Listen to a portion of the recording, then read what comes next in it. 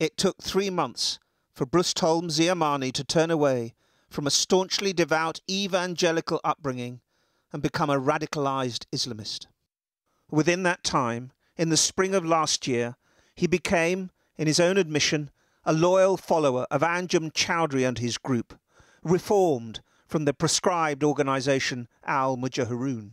At one demonstration, he was confronted by a far-right British group. It doesn't matter to you at all that Anjem Choudary radicalised one of the killers, Lee Rigby. It doesn't matter. You're going to be rubbing shoulders with people like Abu Izzi, who's a convicted terrorist.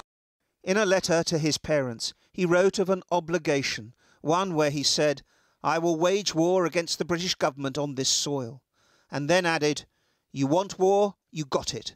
British soldiers' heads will be removed."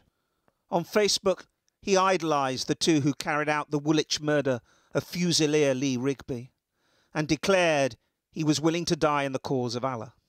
The time it took from his conversion to radicalisation was extraordinarily short, and I think that this case asks questions of all of us about whether we should, to the extent to which we challenge and confront those who propagate this warped version of Islam, those who incite and encourage terrorists, those who preach and teach that it's acceptable to commit murder on the streets of London against a soldier in broad daylight in the name of Islam.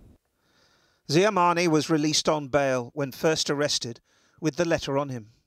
He returned to Walworth Police Station 3 times in the space of a fortnight to meet officers working on the PREVENT programme, which is designed to stop people being drawn into terrorism.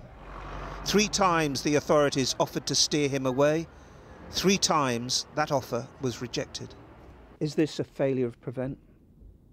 I think that this is not a failure of PREVENT. You cannot enforce PREVENT on an individual. You cannot enforce an individual to engage with us if they're radicalised to the extent that this man was.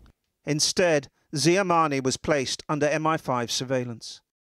He was monitored, researching online for South London locations of Army cadet bases. In August last year, he was stopped in this East London street. In his rucksack, police found a 12-inch knife, a hammer, and an Islamic State flag. Today he was convicted of preparing acts of terrorism.